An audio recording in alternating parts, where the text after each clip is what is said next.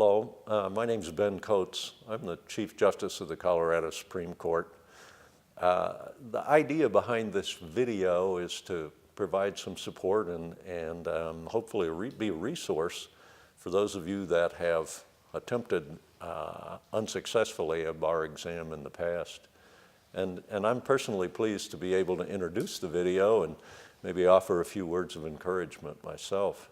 If you don't pass the bar exam, it's not the end of the world. It's not the end of your career. And from my experience, it's not even a really good indicator of how you're going to do in the practice of law. As much as I've been around this process, I can tell you, all of us who are lawyers had to go through it. We all felt, whether we passed the bar exam the first time or not, we felt the anxiety, we felt the pressure. I can only say that everybody on my court, and really everybody I've had occasion to deal with in the examining and admissions process, is very much supportive, is very much rooting for you to not get discouraged, to stay with the process, and to become members of the legal community and join us. When I graduated from Harvard Law School in 1974, I spent time studying for the bar exam, and at that time, people learned whether they had passed the bar exam by seeing if their names were present in the New York Times. And so when I saw the New York Times the day of the announcement, my name wasn't there, I was really overwhelmed and disappointed because my name was not on the list. When I found out, I was real deflated. I, just thought about my life and my journey and my circumstances, and really I came to the realization pretty quick that I had been through worse. I think my biggest stress initially was financially. I was, in my mind, had already everything lined out. I would pass, I would get a job, I would be okay. And when that didn't happen, that first initial question was, how am I going to pay for my mortgage? All of us who are motivated to go through law school, and then those of us who have actually completed law school, we tend to have a slew of personality traits that are very positive for the practice of law, but in terms of the amount of pressure we put on ourselves, they can make it worse when we're dealing with what we perceive as failure.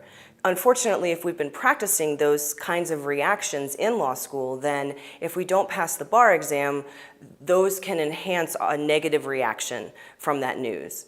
And so at COLAP, what we do is trying to work with putting things into perspective. As you've already heard in this video, I'm sure it's not the end of the world. In fact, going through this process can actually make you much stronger and have more resiliency for the practice of law.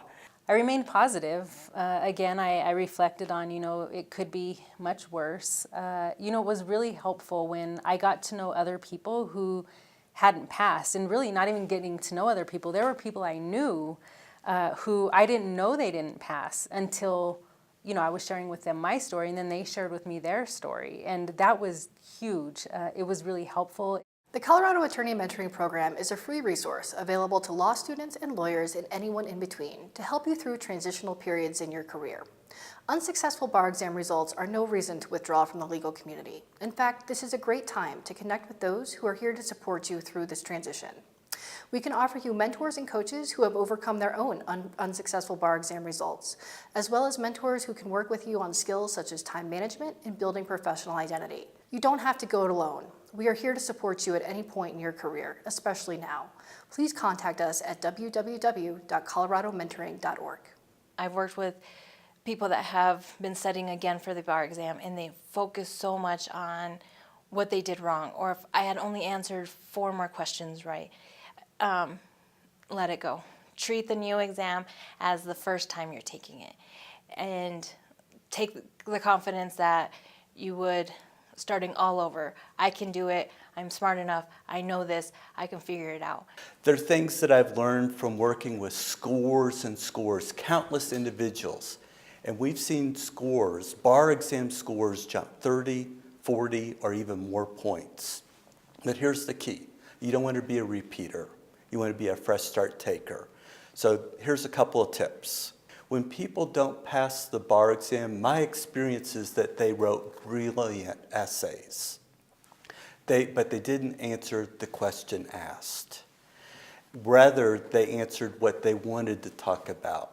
So as you grab hold of your exam answers, you want to work through and see what did you do that was great, what was spectacularly great, because you want to capitalize on that. That's an advantage that you have that first-time takers don't have. Second thing, take out a journal and write down, what did I learn? What do I need to learn? And what do I know now because of the experience through practicing to learn?